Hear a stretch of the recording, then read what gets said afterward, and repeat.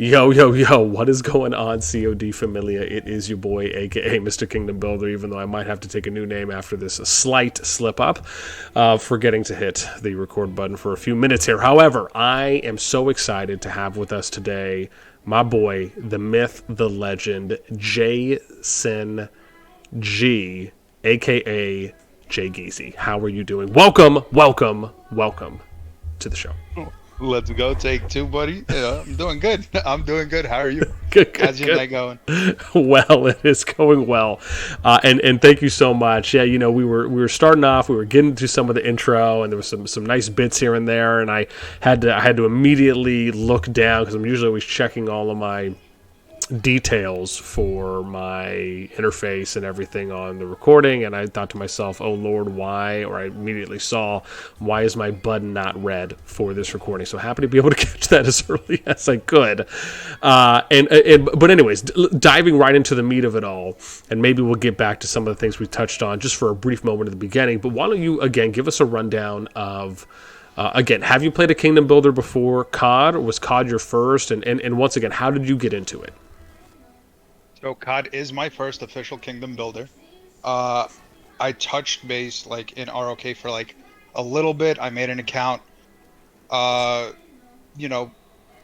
a tiny bit, but I didn't really get into it because the game was so far ahead when I tried it that I felt like it was too far ahead to catch up to all the players who have been playing for so long. The way I got into COD, my boy was at my house the day before launch.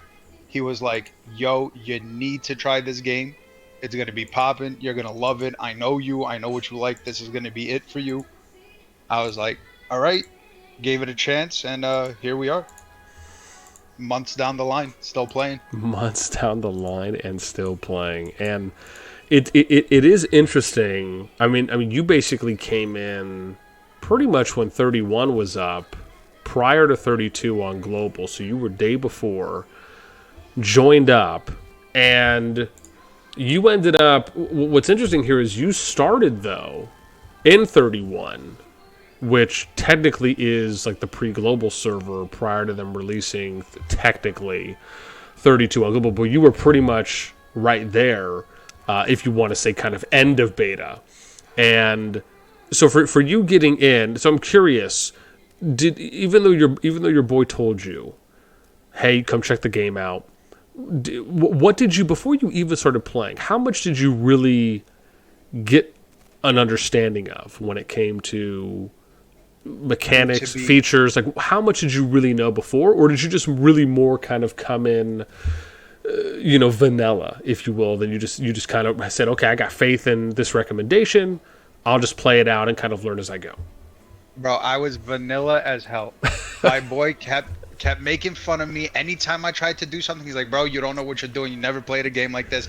Trust me, I've played ROK. I know what to do. Follow my lead. And for a majority of the first season, I think I want to say like half the first season, I was following his lead.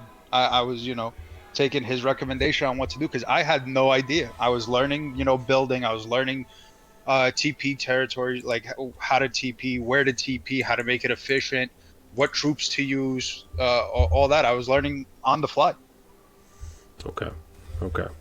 So, and I will say this is interesting because most people that I typically talk to that have, even if it's a little bit of Kingdom Builder experience, typically don't come in as vanilla to the genre, especially if they are, spending, so to speak. Most people I usually talk to, at least, have played Rock, or they've played maybe Infinity Kingdom, State of Survival, Art of Conquest. If it's, they've done a little bit here and there, depending on how much.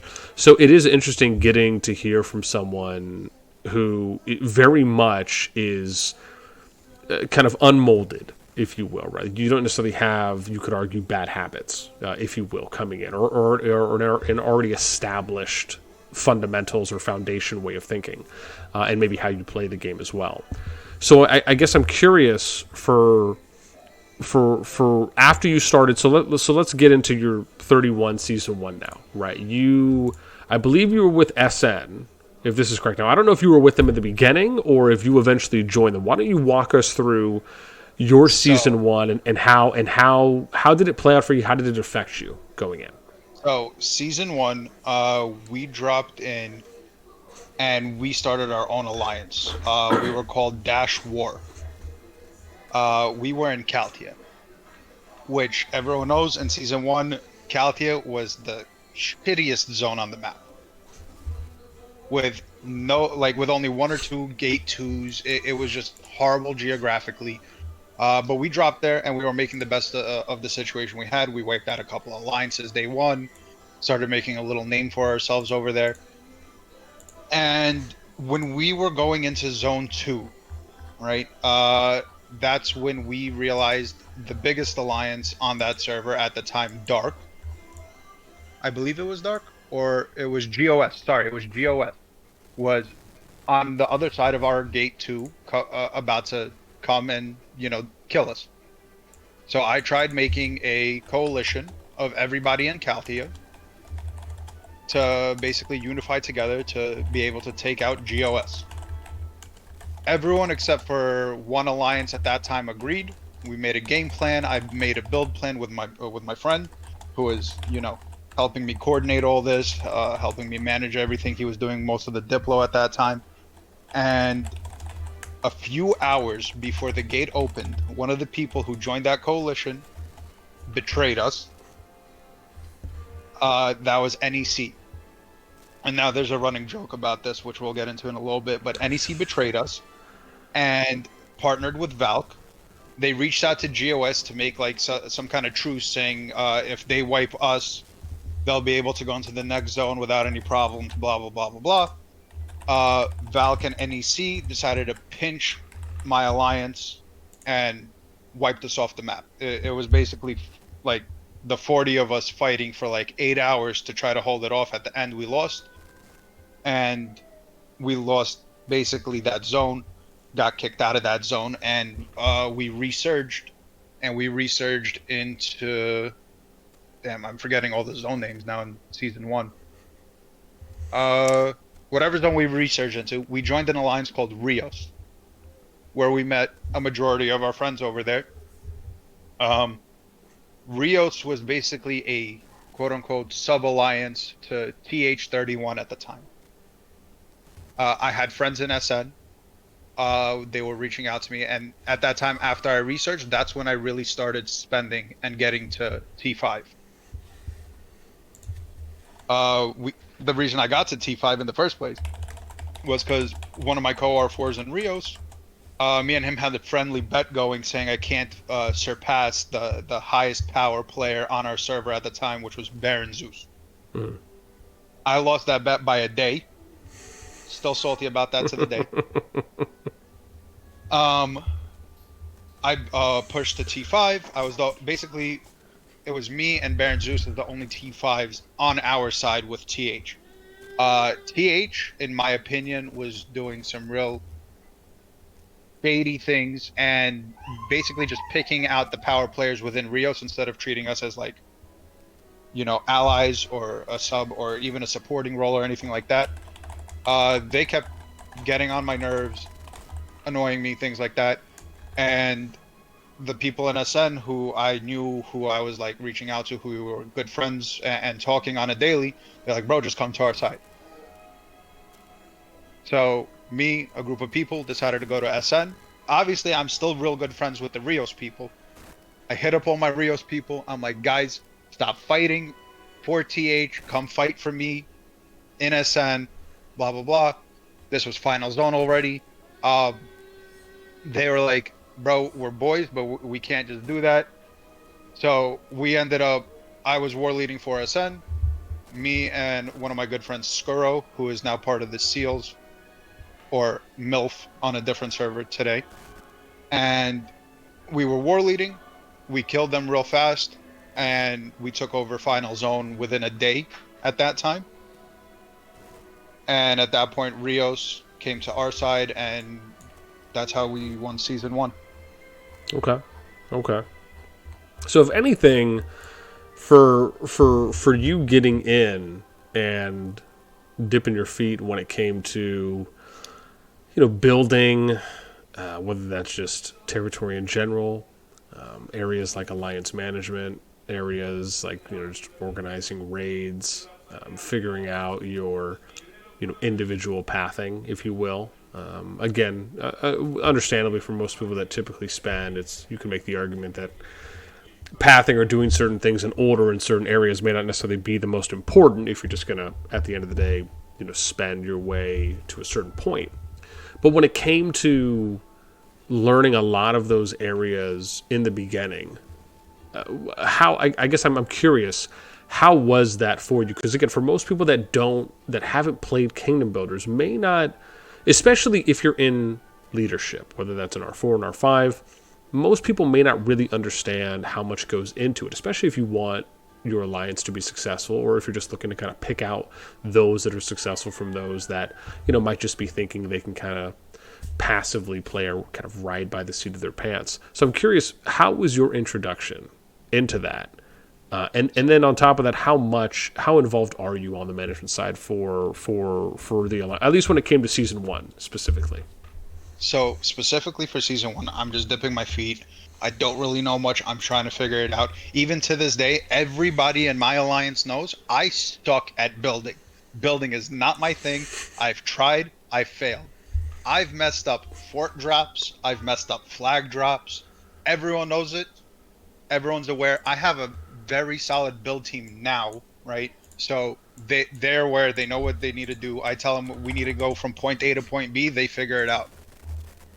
Thank God for that, because I suck at it. I've tried season 1. I've messed up multiple times. Building's not for me. As far as raid leading, behemoth leading, things like that, I have a background in MMO RPGs, specifically WoW. I was a raid leader. So that came pretty naturally to me. I know how to control people in a raid, how to explain mechanics, how to quote unquote make it dummy proof, right? To make it as simple as possible for players to do and explain all mechanics beforehand. That's why from season 1, the players have been with me from season 1. No, I put a huge emphasis on voice chat and voice comms, especially during war and behemoths. So that way we don't need to, lose time trying to type out a mechanic or trying to type out, yo guys move here, when I could just call it out in voice chat. And that's been one of my things from season 1 that I've been hardcore telling players. Player management, to me, it came more naturally because it's just like, I'm making friends, I'm hanging out. It's like a day-to-day thing.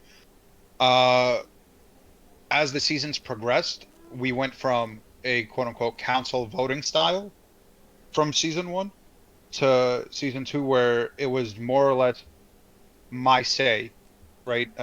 Like a dictatorship kind of, but a little less strict than a dictatorship. So I take all my R4's opinions. I listen to everything. I listen to whatever they say that they feel is necessary. At the end of the day, it is going to be, my say and how I choose to do things. But it's not like I'm just shutting everyone down and telling everyone like, yo guys, shut the hell up. I'm going to figure this out on my own. I take everyone's opinions and, I mold everyone's opinions together more or less to find the best possible strat to get to the point that we want to get to. And that's basically how I run things. And it's been more or less easy with the alliance management side of things for me. But the one thing I'll say is building not for me. Can't do it. Not even trying anymore. I've messed up too many times. And got yelled at by my R4s too many times to continue building. Gotcha. So definitely not a Bob the Builder type. Definitely not. Okay. Nope. That's the one thing I can't get down in this game. Don't know why. My brain just doesn't comprehend it. Gotcha. So, no, that's great. I may come back to that because there's something I had just thought of. But let's, if we can, maybe move on to move a little bit forward. So I'm curious now, as you go from season 1, you guys end up in SSS 1-10, which was essentially 1+. You form at some point, and I can't remember if it was in the very beginning or if it was just some point early on, but you form DX. and you are in essentially the same kingdom with Jedi, even though hilariously I said Jedi, which I still hold to this day totally fair, but again, I'm totally acceptable of all criticism for that. And then also there was BXS that was in there as well. And so, I mean, really, for all intensive purposes, I mean, you really end up in your, and let's see here, I gotta scroll back a little bit on this one, but you essentially end up in, where is my thing? Dun, dun, dun. Yeah. So I'm trying to see who else you had in there. You guys had, so you had BXS, you had Jedi, you had you in DX, and oh gosh, I guess there was the only 3 I had for my top 10. But you, I mean, you really had essentially the second strongest KVK going in there, aside from SSS 1-11, which was the BDO Chisels group. There was DNS for Dragon Soul that was there.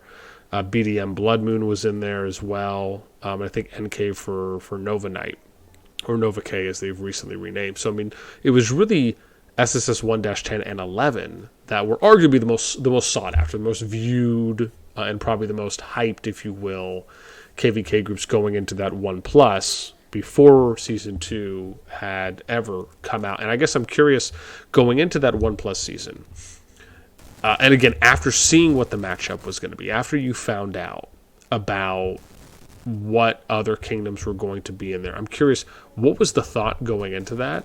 And then once you finally got in, was it more about us just being able to try and get, because again, depending on how much fighting you had in Season 1, you know, typically most alliances and players are usually looking forward to the next season, because that's the first one they're actually going to get matched up against other kingdoms, and you're hoping for a lot more PvP, right? A lot more fighting.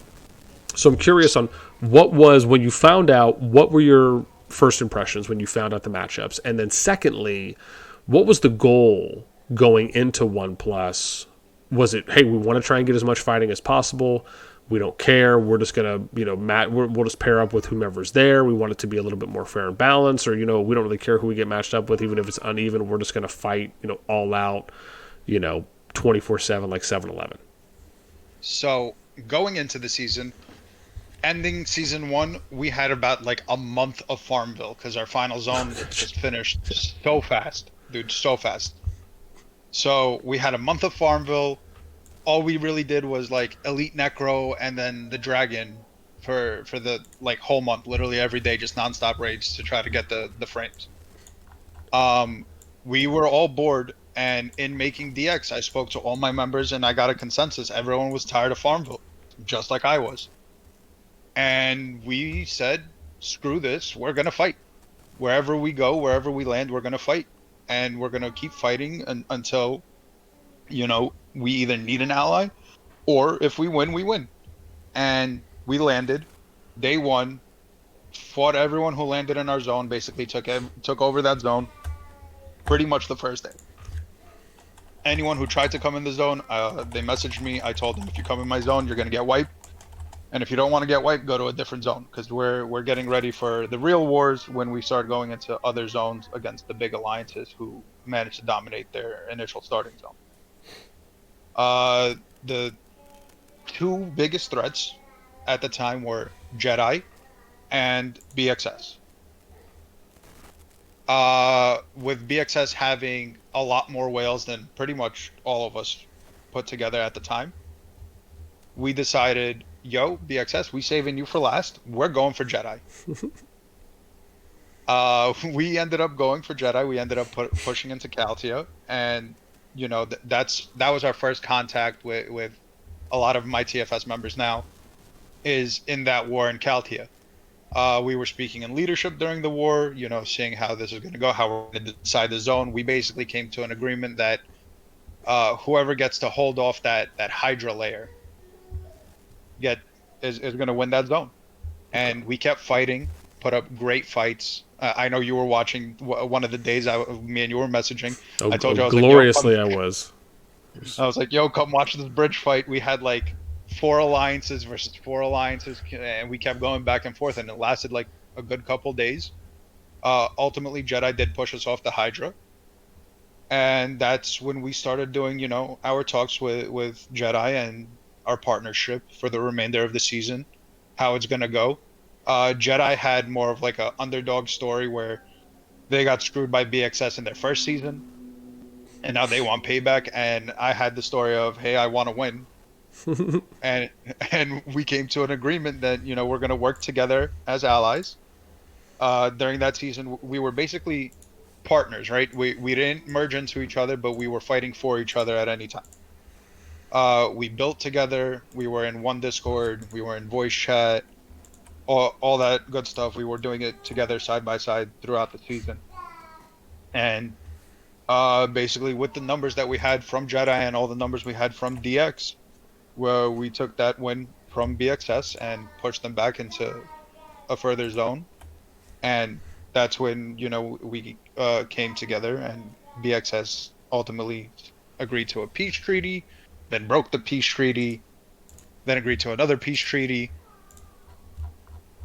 And that's how that season 1+ went for us. Okay. It was non-stop fighting against BXS after Zone 2, pretty much. Yeah, man. I will say, yeah, the bridge fight was great. I remember one of the ones I really enjoyed watching was the one where you guys were in the open valley, and it was, I think it was in either Zone 2 or Zone 3 at that time, and you guys were at like the bottom of the ramp in that kind of open field area, but then there was a ramp to your east, and then there was a ramp where you guys were coming from, I believe, on the west. And I mean, that for me was one of the most notable ones. I mean, there was quite a few. That was where you guys had 2 or 3 fronts that were going on for a while, that was simultaneously. I know, yeah, I know which one you're talking about. That's when we were kind of staring off at each other. Yeah. On top of each plateau, and you were basically just sitting there. In your video, you were like, "Yo, guys, when are you going to start pushing?" DX decided to yeet over there. It was against Jedi. It was in Zone 2 in Calty. It was great. That was a good fight. Oh, man, no, yeah, I loved it. Yeah, because I came in and everyone was like, yo, boss, it's going down. And I'm over here. I was like, all right, 10, 15, 20 minutes. Like, all right, let me see if I can say something in chat and maybe get something going. But no, I mean, when it finally did break, it was phenomenal. And I think what I'm starting to realize now, because a few people have mentioned this to me on maybe why I'm getting some lag, is I just might need to update my graphics card, possibly. And then, because some people have told me on their PC client they don't get any lag. So I'm now starting to think it's a me problem and not a PC client problem, which... I can tell you that is false. Because during that fight, I couldn't use any artifacts. Okay. At all. During that fight, because we had... I kid you not, probably like 200 people on each side. Like, we were max activity, 200 people on each side. That's when I first decided to try out like hiding a rally inside of like a mob of troops to yeet over there. And when we went there and started fighting that open field fight, no one could use artifacts. We couldn't even see. We were telling our players to lower all their graphics to the lowest setting, to zoom out, and not even to look at what troops they're targeting, to basically target the icons of troops instead of like who they're targeting, you know? Yeah. From a distance, just to be able to maintain some kind of fight going. Okay. We told them to use artifacts like Infernal Flame, so that way you didn't have to pick. It was an insta-proc. Basically, any artifact that didn't have you target something, to use that instead of real artifacts. Interesting. It makes sense. I mean, if you're basically trying to navigate the buggy, well, I guess lag, if you will, is really what it is. But yeah. Well, in that case, maybe that gives me a little more hope. And so maybe it isn't me. Maybe it is the client or something. But it's just, yeah. I mean, I can't even tell if it's been a little bit better now. I mean, I know the last couple fights I've had a chance to watch, they've actually been okay. Haven't had any Hector All Grandes popping up, which again, that person, whoever that is, will forever be ingrained in my soul. Hector All Grande is legendary in this game now. He is.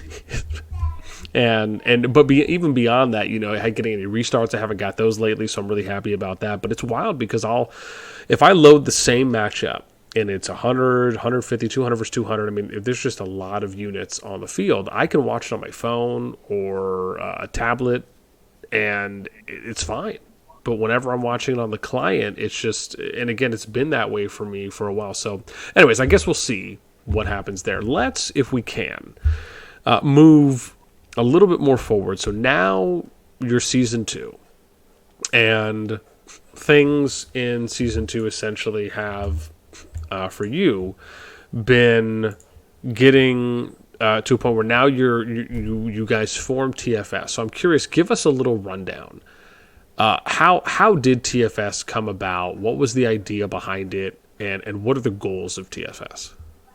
So, okay, very bluntly, TFS was a very last second decision that we made at the end of season 1+ when migration opened for the first time, and we knew a bunch of players were leaving 31, so we assumed we would have enough space within our server for people to migrate into. My leadership team, my friends, the people I play with on a daily basis, even my Jedi crew people, were all trying to get into my server. That was our main goal, is to get everyone into 31. After we had basically 2 full alliances migrate out of 31, for some reason it was still full. Jedi's people, to get away from BXS, migrated over to server 39. It was the most empty server within our migration. When we saw that 31 wasn't getting orange or yellow for me to even get my leadership team in from DX, I did the split-second call to message all my core people from DX, the people from season 1, my core people that I've met through the season of season 1+, my leadership, to jump over to 39, and us and Jedi are gonna merge whoever can't make it over. We jumped over. We got a lot more people than we thought we would, and we were in a voice chat and we were trying to brainstorm a name, and everyone's like, "Yo, guys, we're a bunch of freaks." And then someone said, "Yo, why don't you call it the Freak Show?" And that's how TFS became a thing. And my goal for TFS, my personal goal within the game and TFS, is A, to always be the best, to be number 1, the strongest, baddest alliance in the game, and B is to continuously win seasons. Okay. I always want to be on a competitive scale, and in my opinion, being the biggest, baddest person in the game gets you competition. All right. Okay. So I can rock that's with what it. we're going to keep doing.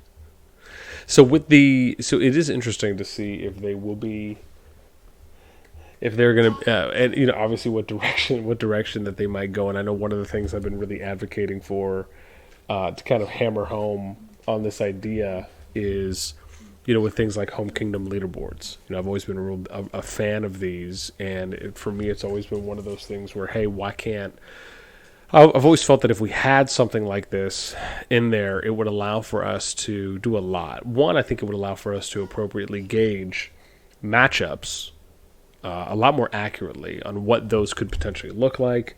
Even to give us just a slight bit more insight into the home kingdoms themselves, as far as what the strength is. Is this an actual factor that's going into KVK matchups? And on top of that, being able to do things like, organizing your groups, being able to see, without having to, or better yet, being able to actually see who is in which kingdom, right? I find that one of the most difficult parts right now when it comes to migration is that there's no way, unless you know which home kingdom you're from, right, because you haven't moved yet and you're just someone who's played there for a while. I mean, I'm sure that's easy enough. But for anyone else that's just looking at boards, you don't know who is from where. It's very hard to differentiate that. Not even hard, it's just impossible if you're someone who is from another kingdom and you're coming in, unless you, for example, maybe watch some of my videos, or if you already have an account in another kingdom, for example, or if you have players that are kind of pulling that data for you. It's difficult to figure out a lot of these things. And so, yeah, again, when it comes to matches, I would love to be able to more accurately show those off, as far as, well, hey, these people are from here. and this is why the matchup is this way, right? Because of the numbers, and this could be the way that we even view future matchups, right? Being able to kind of do previews and things like that, or even if it's guesstimates. But I guess I'm curious from you, because I'd love to ask, what are your thoughts? Do you like this idea of potentially adding in home kingdoms? I mean, do you see some value there, or do you have a different take? I do agree with you. I think having a home kingdom or a home kingdom leaderboard or something like that would definitely benefit the game. I remember in season 1 when you could create a character on any server, and we were trying to scout out other servers.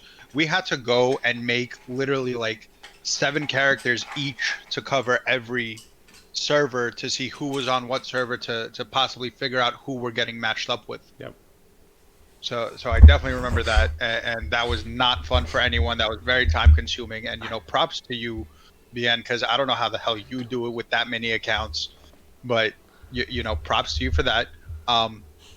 But having a home kingdom or a home kingdom leaderboard, or at least something like that, so we could see who's where at all times, that would be ideal for pretty much anyone, so we could at least prep better for future matchup. We could have a better time in leadership, an easier time to figure out how to place players and how to move players around to see who we're when we're going to get matched up with somebody, right?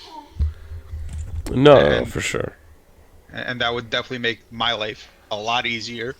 So Lilith, if you're watching and listening, definitely do that for us, please. Thank you. Solid sold. Let's get on that ASAP, Rocky.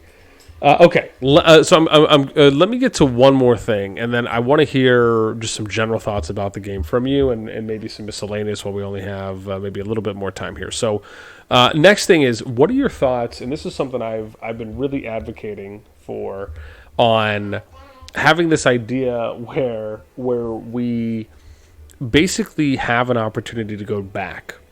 Like, basically, if they added in home kingdoms, like very similar to how they have in Rock and in some other titles, Infinity Kingdom's another one, where after the KVK finishes, you can go back to your home kingdom. Now, bear in mind, the usual duration of time that you would typically be doing this in a game like Rock is sometimes weeks, a month and a half. Like, this was some of the ranges that they would have when things were kind of starting out.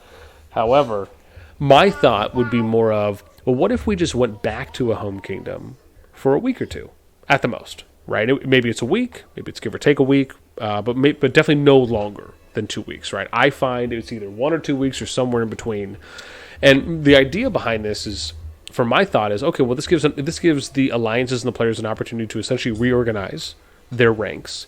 It allows them to figure out, well, who is actually in our dang kingdom, because we have no idea. Right, outside of you knowing the leaders, or if you're getting leaders or officers into a Discord, sure, you have an idea there, right? But you don't know every single player that's in there because you can't see them on a map. And the leaderboards only go to the 200th player, and most active kingdoms have way more than 200 players.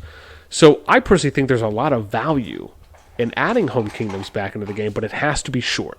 The idea being, because obviously it doesn't take forever to heal up troops, depending on how many obviously you have in the hospital. But the idea being, well, okay, 1 to 2 weeks to me feels like that's plenty of time to heal troops, and more importantly, reorganize, restructure, recalibrate, allow for a very short, brief little vacay or R&R resting period, and then you guys are just back at it. So I'm curious for your thoughts there. So you hit the nail right on the head. That would be my ideal situation, to be honest with you. My main issue is when you get matched up in this kind of merge that we have right now, without like a home kingdom, like you're saying, it gets to a point where if the matchup isn't like an even spread matchup, like how it was with season 1+ when we were against BXS, at a certain point, you get to a boring part where there's no more fighting because you basically took over the whole map. Like if we look at my main server TFS, we're kind of just sitting here because we pushed them all back into their zone 2s and zone 1s, and we have nothing left to do because now the season's dragging along. Now if we had a shorter quote unquote KVK and made it last like a month and a half, you know what I mean, cool, and then go back, let people relax, build their accounts back up, we have time to reorganize the alliance, leadership has a set, let's say 2 weeks, to figure out what they want to do with the alliance moving forward. Take any criticisms from the past season, whatever we learned from the past season, and apply it into the alliance that within those 2 weeks. Apply it and then go right back into fighting. That would be an ideal situation because it'll keep player engagement up. It'll keep players from being bored. It'll give us some time to basically chill out for like a week or two, so that way players don't get burnt out and stop playing the game. That would be ideal personally for not only leadership but for regular players as well. Okay. You're breaking my heart in all the right ways, good sir. Let me switch gears real quick. So, has there been? Because obviously, for us on the outside, we don't know. Has there been anyone that I don't want to say maybe you have bad blood with, but has there been any like good rivalries, or maybe some that have been like, okay, I just really want to like crush this person's face, or I want to just ruin this alliance? I know you said there was a whole thing about Jedi and BXS and how some of those things went, or has it just all been kind of friendly competition? Again, you're totally cool with kind of the back and forth friendly banter. Has there been anything around that level at all, or no? Everything's just been cool and copacetic. It's just been fun just to kind of go back and forth, fighting our lights out, if you will. So, my main rivalry was Nephisto. Let's be real. Since day one, he called me a dolphin. I took on the persona of little dolphin at that point. It was great. That was the fun for me. Ever since Nephisto, I didn't really have a quote unquote rivalry yet. I did hold some grudges against some players who left DX or didn't stick with DX that I thought were, my friends and vital to us, and then migrated to 40. And that brings me to when I got an account on their server and basically won that season also, and then I excluded them from rewards just to be petty. Gotcha. Okay. So I wouldn't say that was like a rivalry. That was just me being petty, but now that kind of evolved into me having a second account, having a branch of TFS and another merger. It's TMS and TNS on that side, and that alliance actually is growing pretty rapidly alongside with TFS. Okay. Interesting. Well, hey, man, listen, I mean, at the end of the day, decisions are always going to be made, and, depending on what those are and how those go down, we will, I'm sure everyone have to have their own form of consequences or repercussions or just after effects that happen from them. But it's funny because I do slightly remember a little bit of the Nephisto. I don't even know if I'm going to call it beef or just some light sauteing, if you will.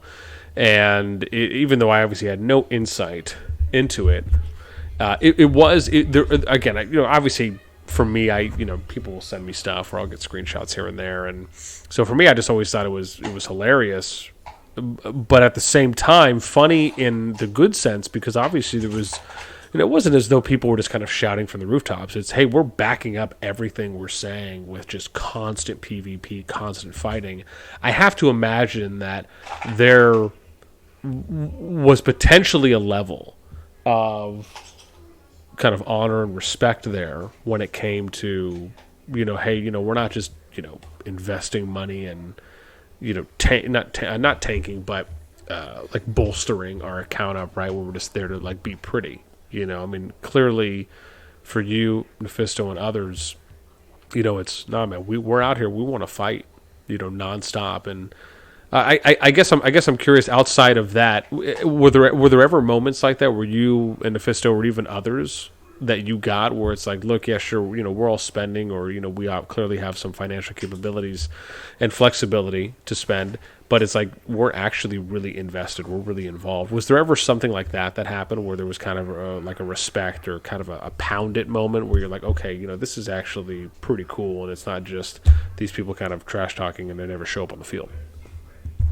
I'm gonna be real. Amongst other high power players like me, the Lights, even the 100 mil players, like we have Wahid, Saad, Big Red, we have a bunch of like high 100 mil players that all have that kind of mentality, that respect. Like, hey, we're spending on this game, on these accounts, to basically fight, to support our alliance and things like that. And help our people win, and they've shown that with the activity they've given towards our alliance, and I'll always respect them for that. On a little note, between me and Nephisto, there was never really that moment of like a pound it moment that just happened. It was more like he came, talked a bunch of trash. I got a little annoyed, and me and him had like our showdown basically in that first strongest lord, and we just kept going that way, and me and him kept fighting till the last day.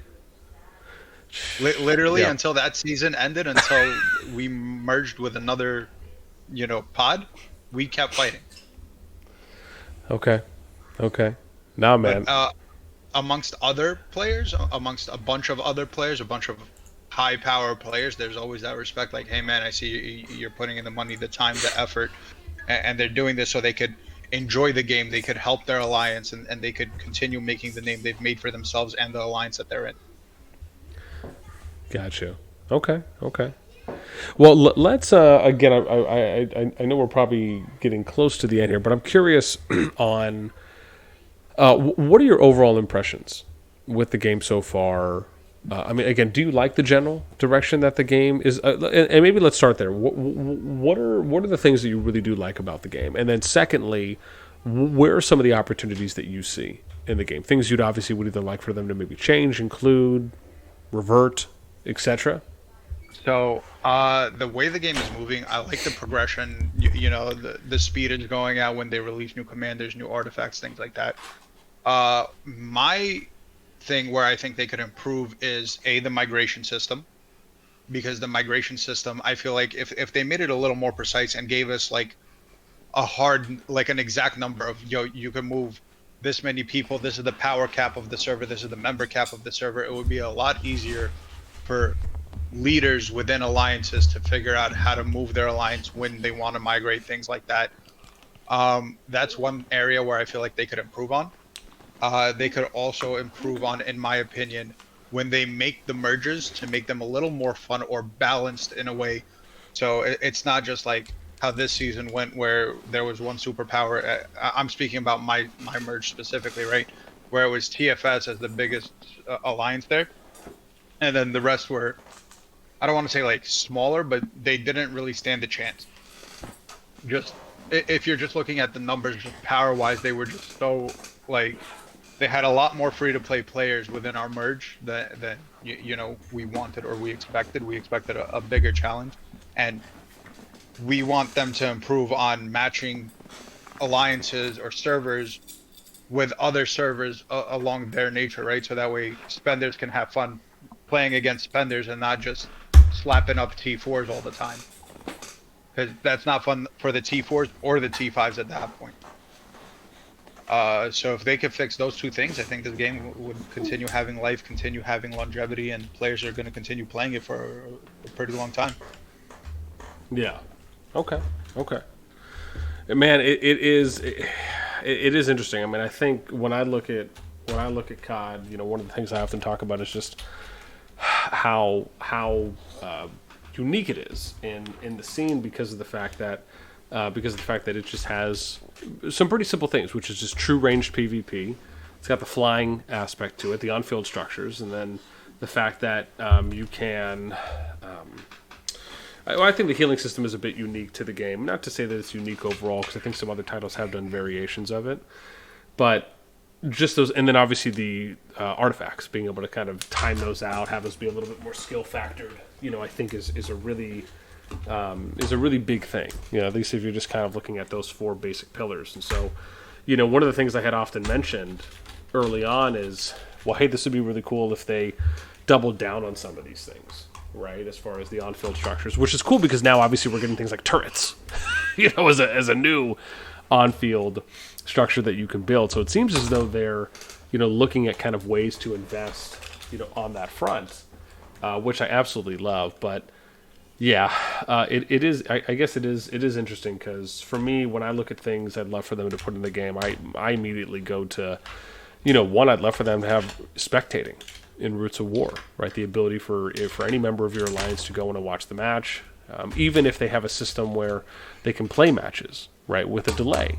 And you could play like featured matches where anyone can go and watch those, right, if it's on a minute, 2-minute delay. Being able to have, the home community leaderboard, so like just things like that, I think would be awesome. But anyways, without getting too farther in and kind of rounding things out, because again, I know you said you have to go. So I will just, again, this has been great, man. I really appreciate the time, Jason. I will leave you to it with the final on just anything you want to say, any shout outs, thoughts, anything you want to close it out with. Go ahead. I mean, I just want to say, thank you for having me, Bien. Anytime, we can keep playing this game of tag and maybe come back in the future, I'm all for it. I want to say a big shout out to my full leadership team, because without you guys, TFS and the Alliance wouldn't be where it is today. I wouldn't be where I am today. So I got to say a huge thank you to my leadership team. And, let's keep rocking. Let's keep making content for everyone to watch. And, let's get more wins and keep spreading that TFS name, guys. Awesome. Well, hey, Jason, thank you so much, man. I really appreciate the time. I'm glad we were able to finally meet up after all those games at Tag. Again, hopefully everyone out there as well, you guys enjoyed this episode. We'll definitely try to get Jason back on. And that's going to do it for us. So as always, man, until next time, we will catch you all later. Take care. Thanks again, Jason. Later, man.